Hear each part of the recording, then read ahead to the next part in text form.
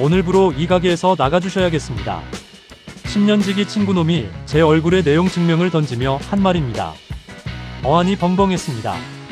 함께 밤을 새우며 인테리어를 하고 손등에 대어가며 로스팅 레시피를 잡던 시간들이 주마등처럼 스쳐 지나갔죠. 분명 우리는 함께 시작했습니다. 하지만 정신을 차려보니 가게 이름도 레시피도 심지어 제가 앉아있는 이 의자 하나조차 제 것이 아니었습니다. 우리가 남이가 라는 그 달콤한 말 뒤에 가려진 뱀의 혀. 오늘은 가장 믿었던 사람에게 모든 것을 빼앗길 뻔했던, 하지만 끝내 그 대가를 치르게 했던 제 잔혹한 창업 일기를 들려드리려 합니다. 진호와 저는 북마고우 그 자체였습니다. 돈 없던 시절 편의점 컵라면 하나도 국물까지 공평하게 나눠 먹던 사이였죠. 제가 바리스타의 길을 걷고 진호가 회계 업무를 배우기 시작했을 때 우리는 약속했습니다. 너는 최고의 맛을 만들고 나는 최고의 경영을 할게. 우리 둘이 합치면 무조건 대박이다. 드디어 3년 전 저희는 로스팅 카페를 오픈했습니다. 내가 가진 전 재산 1억과 진호의 대출금을 합친 말 그대로 영혼의 동업이었죠. 하지만 그때 저는 몰랐습니다. 진호가 서류 뭉치를 내밀며 했던 그 말이 제 인생의 가장 큰 실수였다는 거리요. 어이 친구, 복잡한 서류는 내가 경리 출신이니까 다 알아서 할게. 넌 로스팅에만 전념해. 우리가 무슨 계약서 따위를 따지냐, 서운하게. 그때 저는 그 말을 배려라고 믿었습니다. 친구니까 10년지기니까 당연히 나를 생각해주겠지 싶었죠. 그렇게 저는 제 이름이 빠진 임대차 계약서와 상표권 등록 서류에 웃으며 고개를 끄덕였습니다. 지옥으로 가는 문이 열리고 있었는데 말이죠. 운이 좋았던 걸까요? 아니면 제 노력이 통했던 걸까요? 오픈한 지 6개월 만에 저희 카페는 온라인에서 핫플이 되었습니다. 주말이면 대기줄이 골목 끝까지 늘어섰고 월 매출은 어느덧 5천만 원을 찍었습니다. 매일 밤 진호와 정산표를 보며 우리 이제 진짜 부자 되는 거냐며 맥주잔을 부딪혔죠. 하지만 돈이 모이기 시작하자 진호의 눈빛이 변하기 시작했습니다. 가장 먼저 변한 건 그의 씀씀이었습니다. 아직 대출금도 다 갚지 못했는데 진호는 덜컥 1억이 넘는 외제차를 뽑아왔습니다. 친구, 사장이 급이 있어야 거래처에서도 무시 안 해라며 웃더군요. 그때부터였습니다. 카페의 공적인 지출 내역이 조금씩 이상해지기 시작한 게요. 원두값은 그대로인데 재료비 항목은 매달 수백만 원씩 늘어났고 이전엔 없었던 홍보 컨설팅비 명목으로 큰 돈이 빠져나가고 있었습니다. 이상해서 물어볼 때마다 진호는 짜증 섞인 목소리로 대답했습니다. 야, 너는 커피만 타라니까 경영은 내가 알아서 한다고 했지. 나 못 믿어. 우리가 남이야? 그놈의 우리, 그놈의 남이가. 그 말이 이제는 신뢰의 증표가 아니라 제 입을 막는 제갈처럼 느껴지기 시작했습니다. 결정적인 사건은 카페 2호점 이야기가 나오면서 터졌습니다. 저는 당연히 우리가 같이 준비하는 줄 알았는데 진호는 이미 제 몰래 다른 투자자들과 접촉하고 있었던 겁니다. 야, 김진호, 너 나 몰래 2호점 자리 알아보고 다닌다며?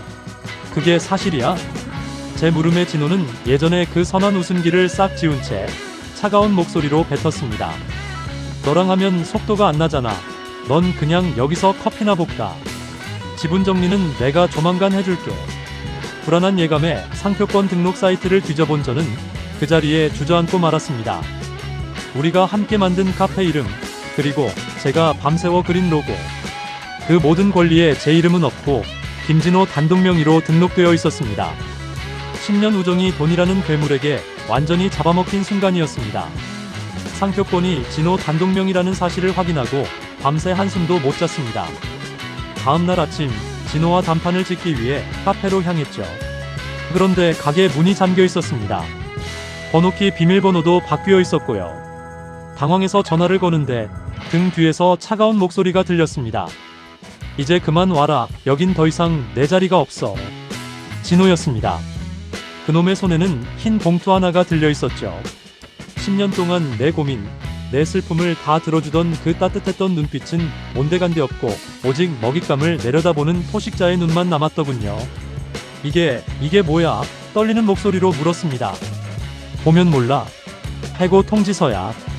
넌 그동안 우리 회사에서 기술직 직원으로 채용된 거였어. 여기 근로계약서랑 4대 보험 가입 내역 보이지? 넌 투자자가 아니라 그냥 월급 받는 바리스타였다고. 피가 거꾸로 솟는 기분이었습니다. 제가 투자한 1억은요. 밤새 로스팅하며 흘린 피땀은요. 진호는 비열하게 웃으며 덧붙였습니다. 내가 준 돈? 그건 내가 나한테 빌려준 개인 채무로 정리했어. 이자 쳐서 돌려줄게. 아, 참, 이 가게 이름이랑 로고는 내 거니까 어디 가서 똑같이 쓰기만 해봐. 바로 상표권 위반으로 고소할 거니까. 길바닥에 주저앉았습니다. 변호사를 찾아가 봤지만 대답은 절망적이었습니다. 동업계약서를 안 쓰셨나요? 사업자 등록도 친구분 단독이고 임대차 계약도 친구분 명이네요. 심지어 의뢰인께서는 매달 정기적으로 급여라는 명목의 돈을 받으셨고요.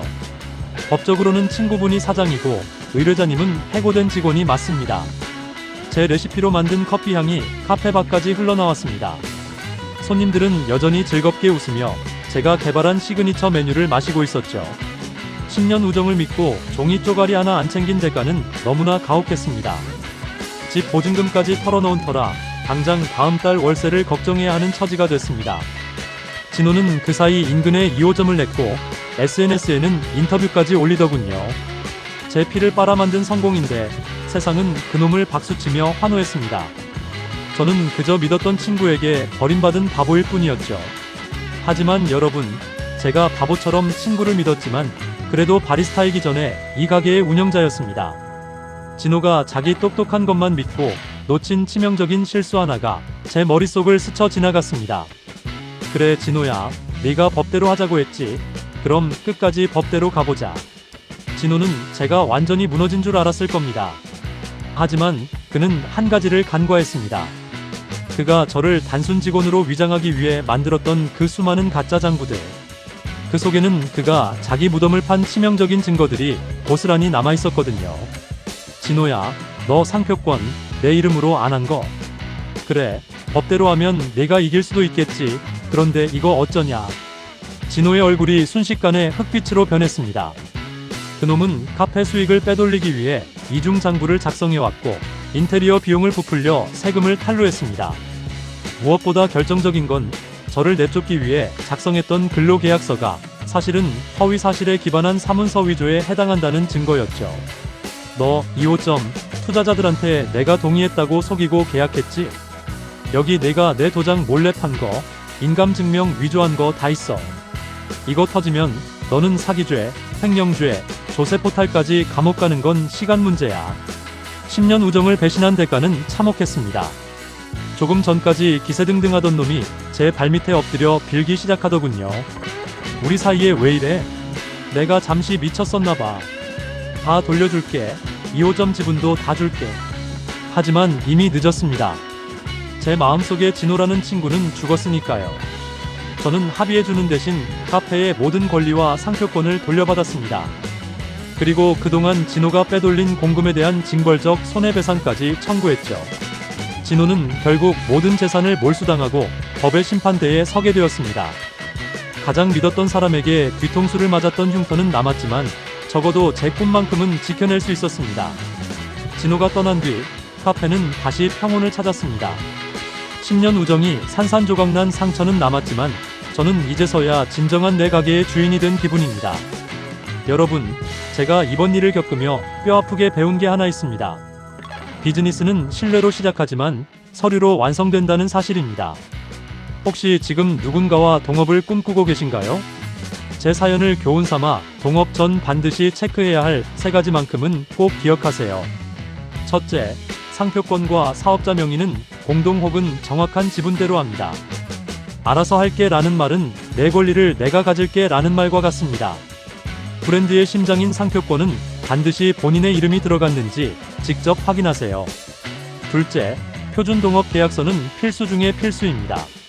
수익 배분, 역할 분담, 그리고 만약의 사태로 결별할 때의 자산 분할 방식까지 상세히 적어야 합니다.